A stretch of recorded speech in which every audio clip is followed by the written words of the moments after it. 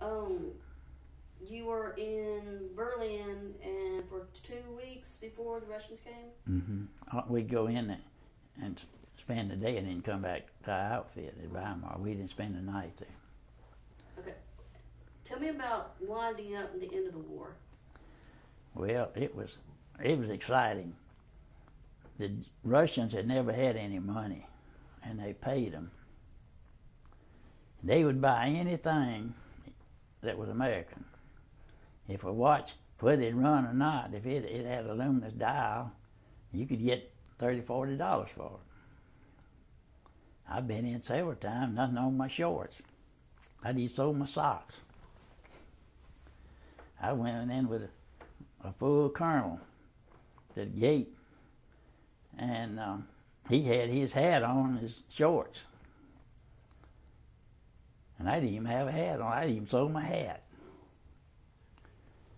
And we had a lot of fun doing that. And the Russians finally got to where they decided what money was what. But they'd have a handful of money, and you just take part of it and trade with them. And I sent home about 3 times as much money as I was making. How did you communicate with Betty during your time during the war? Well, you'd write letters, but the company commander looked at every one of them, and he scratched out what he didn't want you to write. And it'd usually take 3 weeks, for letters, until he got the V-mail or the email, and then it was pretty fast. How often did you receive a letter from Betty? I'd usually get one nearly every day. Yeah. Sometimes 4 or 5 at a time. We'd write one another nearly every day, some way. Sometimes I'd mail 4 or 5 at a time, because it'd be a place, there wasn't no place to mail it. What was that like for you getting letters from her during that time? Oh, it really helped you. They picked you up. And every once in a while you'd get some cookies or something, from the States. And it really give you a boost. She said y'all burned all of those letters after the war? Yes, about 6, 7 years ago she decided let's burn them. So she gathered them all up and burned them. Why'd she burn them? I don't know, just got tired. Didn't think much of them. The kids didn't seem to care nothing about them. And well, what do you think? It's all right with me. It's all right with you.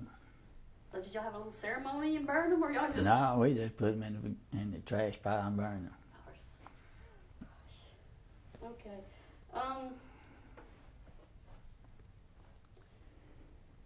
What was the worst day of the war for you? It was about 2 weeks after we hit the beach. We was bivouacked in just a small apple orchard, and it was shells going over the top, shells coming back over, and the Germans flew over and they jumped mortar shells out of the door of the plane, and just indiscriminately dropping them. And when you'd be in a foxhole and one of them would fall and you'd have to dig your way out, you didn't know where the next was going to be moved over a few feet. And you just had to grit your teeth and try to get that hole a little deeper or something. And we had several people killed at that time. And there's always something funny about it that'll happen. I was on guard one night, and I thought somebody was crawling through a hedgerow. And we had a multiple 50 caliber gun on the back of the truck. And I just ate that hedgerow up. The next morning, we had a big dead horse over there. He was grazing on the limbs. And I got called a horse a day for a long time after that. But that happened. And it was just something, that went on. And we had been eating K rations for 3 weeks. I mean, we had to eat that stuff till we was sick of it. And they moved us up probably a quarter of a mile, and And this Frenchman had a great big fat heifer in a little old pasture there one night. And we had our own cooks. And we was talking. And one of the cooks said, man, wouldn't that meat taste good? I said, if y'all will help me cut it up, I'd kill that heifer and skin her and we'll eat her. And they helped me hem her up and I cut her throat and skin her. And we quartered it up, carried it back to the outfit. Man, we had a good time there for a few days. We had fresh beef and really enjoyed it. That Frenchman, he had to do without one of them cows of his. But nobody didn't say nothing about it. Our officer was just as hungry as something as we was. Did y'all have enough to eat, or y'all just couldn't? We had enough, but it wasn't nothing but K rations. And all them little old cans had cheese in it. And it smelled pretty good, but you get it in your mouth, you just about had to dig it off your teeth with a knife. It would stick so bad. Scrambled eggs, some of them is 3 years old.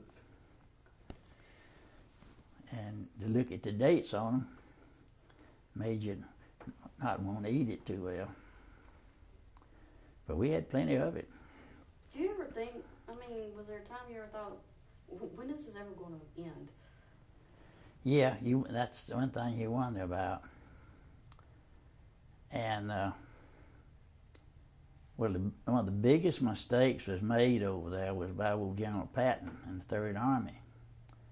They run off up there in that Falaise area, give out gas, give out ammunition.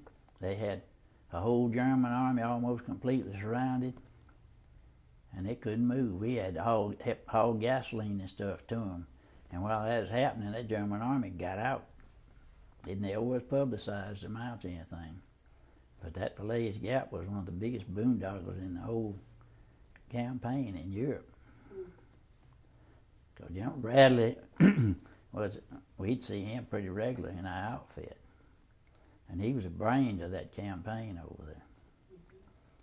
And he would talk about it. How horrible it was that Patton didn't wait till he had enough supplies and let all those German soldiers get out and the German equipment. And that was just one of the few mistakes over there. But the American Army didn't make a lot of mistakes.